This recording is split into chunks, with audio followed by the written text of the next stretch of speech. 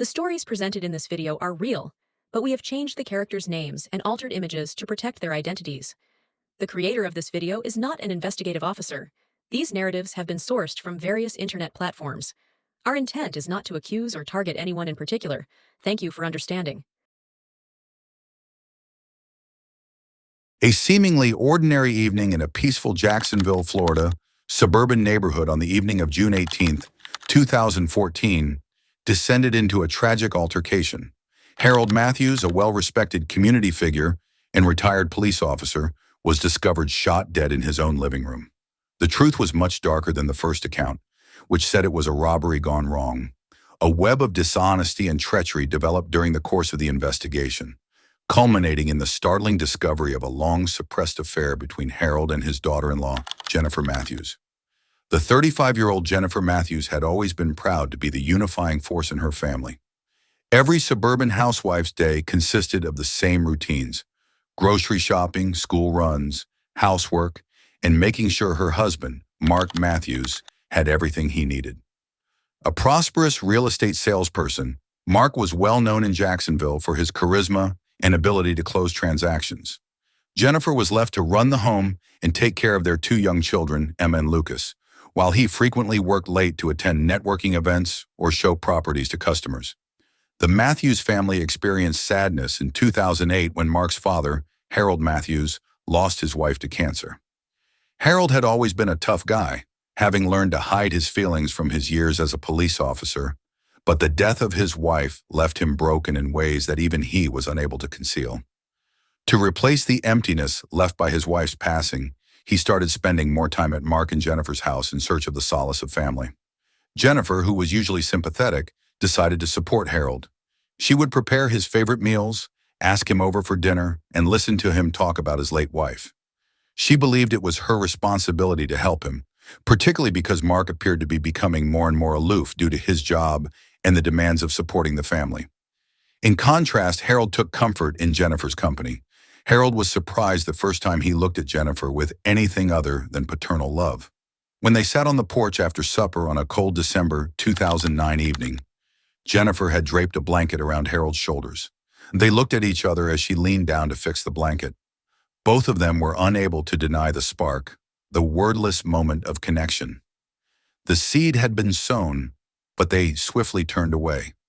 The unspoken tension between them increased over the course of several months. Jennifer discovered that she was anticipating Harold's visits more than she ought to have. She was ashamed of the path her thoughts were traveling, so she would swiftly push them away when she caught herself thinking about him. Harold was having trouble too.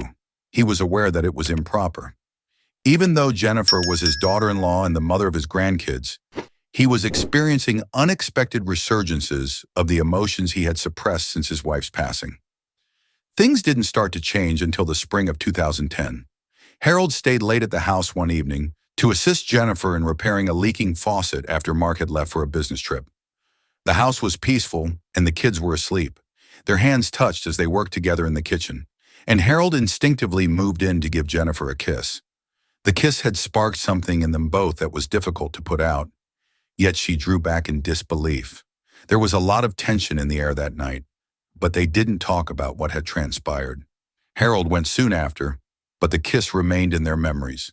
They tried to act as though nothing had changed over the course of the following few weeks, but the attraction between them was too great. By the summer of 2010, they were unable to resist any longer. Their meetings increased in number, each one bolder than the last. Being cautious, they always met in unrecognizable locations, such as Harold's house when Mark wasn't there, or quiet areas of the city where no one knew them. They continued the affair for years, both knowing the repercussions, but being too closely involved to put an end to it. Harold experienced a sense of rebirth that he had not experienced since the death of his wife, and Jennifer found solace in Harold that Mark no longer offered. Harold and Jennifer met on March 2, 2014, at a motel they had stumbled upon a few months previously on the outskirts of Jacksonville. The motel was tiny, dilapidated, and remote enough from the city that they probably wouldn't see anyone they knew. To avoid leaving a paper trail, they had been utilizing it for their meetings, paying with cash and using fictitious identities. Jennifer parked her car in the gravel lot of the motel on a Sunday afternoon as the sun was starting to drop. After making one more check to be sure she had not missed any calls or messages from Mark, she put her phone in her purse and got out of the car. Harold was waiting for her there already. He had previously checked in using the name John Smith, which was so commonplace it was nearly absurd. But it worked. Harold gave Jennifer a quick smile as she walked into the room, but there was strain in his eyes. Even though they had been getting together in this manner for years, there was always a chance that they would be caught. They briefly discussed unimportant topics, such as Mark's most recent real estate transactions and the children's academic progress, until the topic of the affair came up. Concerned that they were taking a chance, Harold had considered calling it quits. Although Jennifer had her reservations, she was more afraid of losing Harold than she was of getting caught. Harold wasn't so convinced, despite her attempts to reassure him that they were cautious enough and that they could continue. Jennifer's thoughts was racing as she drove home from their meeting. Mark was sitting in the living room when she got home, staring at the TV without actually watching it. He hardly acknowledged her when she entered, and his face was aloof. Despite noticing his tense posture and clenched jaw, Jennifer chose not to confront him about it. She didn't realize Mark's suspicions had started to grow, so she thought it was work-related stress. Mark had seen that Jennifer's conduct had changed during the previous 6 months, but she was unaware of this. She was more reclusive, always coming up with reasons to leave the house, and he had seen her on the phone a few of times, cutting the connection as soon as he walked in. Although Mark was not the kind to make snap judgments, he was unable to ignore the clues. Jennifer attempted to ignore her anxieties as she went about her evening routine, preparing dinner, helping the kids with their homework, and getting them ready for bed. But the nagging feeling persisted, a sense that everything she had worked so hard to conceal was starting to come apart. Mark Matthews discovered the secret that would destroy the facade of his marriage on a normal Saturday afternoon. Jennifer was out in the garden with the children and had left her handbag on the kitchen counter. Mark reached into the pocketbook and felt the cold, strange metal of a key as he searched for some money to give to the lawn care person. Perplexed by its appearance, he took it out. He didn't identify the key, and it wasn't for their house, car, or any other property he knew about. Mark's thoughts started racing. Why would Jennifer possess a key that he was unaware of? A long, simmering hunch that had been bothering him for months suddenly became firmly established. He did not immediately confront her. Rather than accusing him, he decided to look into it more and slipped the key into his pocket. He was quieter than normal that night, keeping a closer eye on Jennifer as they went through their daily routines. Dinner with the kids, bedtime, and TV sitting on the couch. Jennifer didn't appear to notice, or if she did, she didn't express it. Mark was more paranoid in the days that followed. When Jennifer wasn't looking, he began searching through her messages on her phone, seeking for anything unusual. However, Jennifer exercised caution and erased any calls or texts that might be used against her. But the secret was a tangible hint, something he could follow. On March 22, 2014, Mark gave the key to a nearby locksmith while Jennifer was out on errands. The locksmith, a graying bearded man in his late 50s, took a close look at it. He continued, flipping the key in his hands. "This is for an older lock. It's not something you'd find on a new property, maybe a motel or an older building." Mark's heart fell. After thanking the locksmith, he walked away. Dark possibilities were suddenly running through his head. A key to a motel? Why would Jennifer possess a key to the motel? Mark required evidence, even if the solution appeared clear. Since Mark discovered the key on April 6, 2014, Jennifer and Harold had been meeting less frequently as they both grew more cautious about getting caught. However, their need to see one another was too great, so they scheduled a second meeting at the motel they had been staying at for years. They arrived apprehensive and on edge on a rainy Sunday evening. Harold was tinkering with his wedding band, a habit he had never been able to overcome, even after his wife passed away. While they sat at the little table, Harold finally spoke up and said that the romance with Jennifer had to end. His voice was quiet but powerful as he expressed his anxiety about the hazards they were facing. He made it clear that they were tinkering with fire and that someone would eventually discover their secret. Jennifer's eyes widened as she stared at Harold in terror. She expressed how much she cared for him and how reluctant she was to give up what they had, but she found it difficult to end the affair. Harold remained unwavering in spite of her feelings. He admitted that he cared about her as much inside, massaging his temples as though attempting to prevent a headache. He did, however, draw attention to the risks, particularly if Mark or the kids learned. They had been lucky so far, he told her, but luck was not theirs to keep forever. Harold insisted that they halt before they harmed their families, but Jennifer begged them to go on. The argument turned heated. There was a noticeable tension between them as they each struggled to balance their personal desires with the circumstances. Mark decided to employ a private investigator on April 10th, 2014. The suspicion and doubt tormented him day and night, even though he had never done anything like this before. Former police officer Tom Grayson, the private investigator, was renowned for his thoroughness and discretion. Far away from anyone who may identify them, Mark met him at a little diner on the outskirts of town. Tom nodded while taking notes, listening intently as Mark shared his worries. Then Tom told Mark that it would take him a week, maybe two, to get the evidence Mark was looking for. In a businesslike manner, he told Mark that they would find out whether Jennifer was seeing someone else. Mark insisted that he must know the truth and gave over a manila envelope with pictures of Jennifer and a room key. The gravity of the issue was evident in the strain in his voice.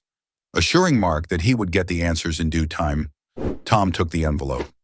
Mark's uneasiness grew during the course of the following week. Although he made an effort to be normal around Jennifer, there was a noticeable tension between them.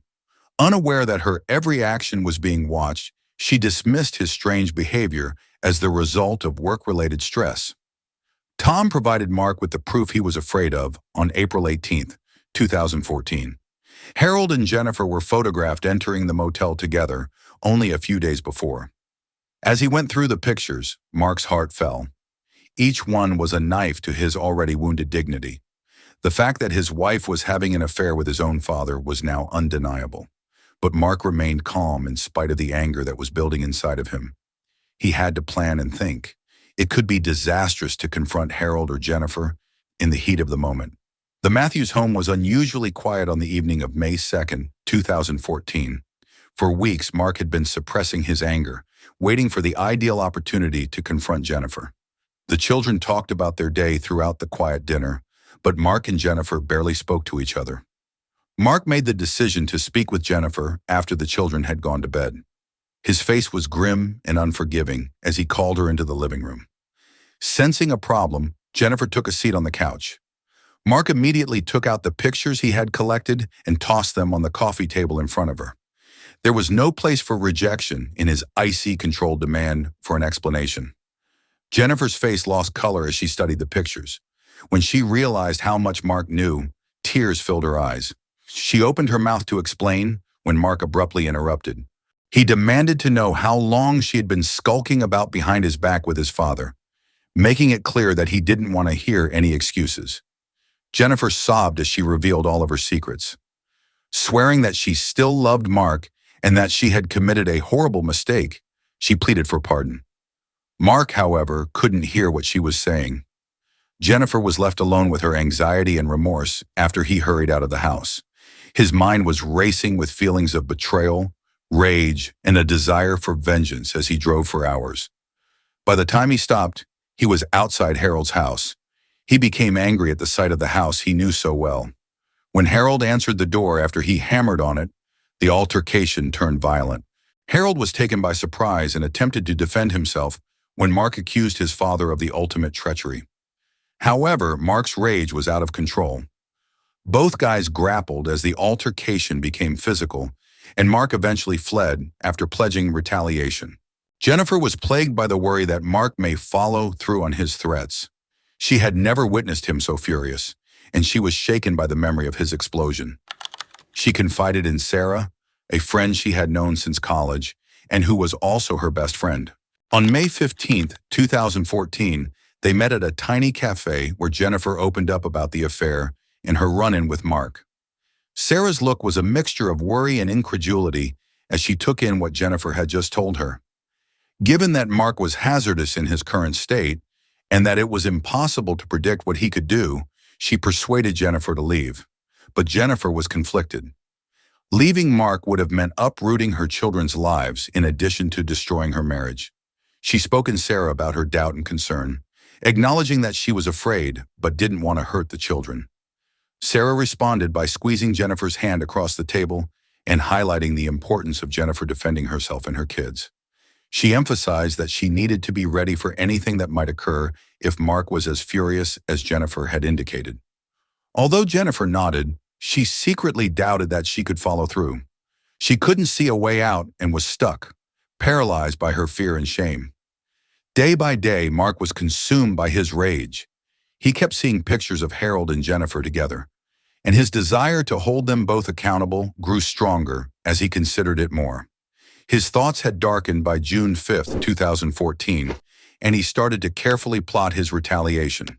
He made a rapid and untraceable purchase of a gun from a dubious dealer on the outskirts of town. In order to ensure that there was no link between him and the weapon, Mark was aware enough to hide his tracks. Beneath a stack of old tools and crates that had not been used in years, he kept the rifle in a locked box in the garage. Every day while going about his daily business, Mark's mind was preoccupied with the specifics of his strategy. He practiced it over and over in his head, imagining each step in every scenario until it became instinctive. On June 18, 2014, the day of reckoning finally came. Mark had been waiting for this, waiting until he was sure Harold would be by himself. Mark saw Harold walk into his house by himself that night and decided it was time. He took the revolver out of its hiding spot and carefully put it and a pair of gloves in a bag. The seriousness of what he was about to do weighed heavily on him as he drove to Harold's house, but the strong need for vengeance overcame it. Mark got to Harold's residence shortly after 8 o'clock. The front yard was covered with lengthy shadows as the sun started to set. In order to avoid drawing notice, he parked a few houses down the street. Mark used the spare key he had stolen from Harold years before to enter the house, the revolver hidden beneath his jacket. As he turned the key, the lock clicked softly, and he slipped inside, gently shutting the door behind him. With the exception of the low hum of the kitchen refrigerator, the home was silent. Mark's heart thumping in his chest, he walked slowly down the hall. He discovered Harold reading a book in the living room, oblivious to the threat that was only a few feet away. Mark took the revolver out of his jacket and walked forward without hesitation. Harold's eyes widened in surprise as he looked up and saw the person in front of him. Words and explanations were out of the question. Mark lifted the revolver and fired twice, reverberating through the deserted house. As the blood gathered beneath him, Harold sagged back in his chair and let the book drop from his grasp.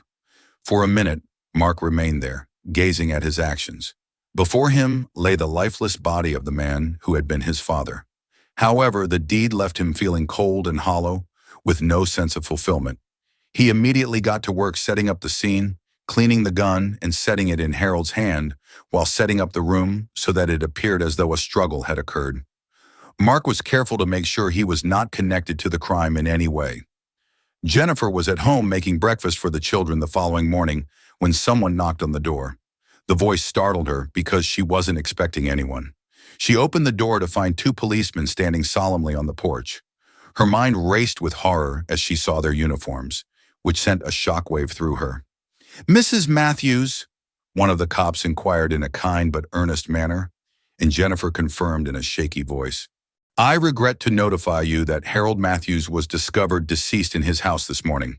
"Looks like it was a robbery gone wrong," the officer remarked, keeping a careful eye on her to gauge her response. As the words set in, Jennifer felt as though her entire world was tilting on its axis. She leaned on the doorframe for support as she gasped and her knees buckled. As the shock overcame her, the cops acted swiftly to bring her inside and steady her. With her head spinning from the news, Jennifer was unable to speak. When the cops asked if there was anyone they could call because they could tell she was upset, Jennifer simply shook her head while tears were flowing down her cheeks. It was unbearable to realize that Harold was dead, that the guy with whom she had shared so much was no longer with her. The inquiry into Harold's passing started right away. Although the police's initial evaluation suggested a bungled heist, lead detective John Harris wasn't comfortable with the scenario. He was aware that Harold was a difficult target because he had known him since his time on the force. Too many contradictions and unresolved issues were present. The truth about Jennifer's affair with Harold started to come to light as the police questioned acquaintances and relatives. The cops soon found the private investigator's photographs, which had been kept among Harold's possessions. The case became more complicated as a result of the affair, and the robbery allegation abruptly lost credibility. On June 25, 2014, Mark was hauled in for interrogation. Knowing that the cops would ultimately knock, he had braced himself for this moment. At best, his alibi was tenuous. On the night of the murder, he had been home by himself and had no one to verify his account. Mark found it difficult to provide a convincing response to the investigators' questioning as they probed him for further information, recognizing his uneasiness.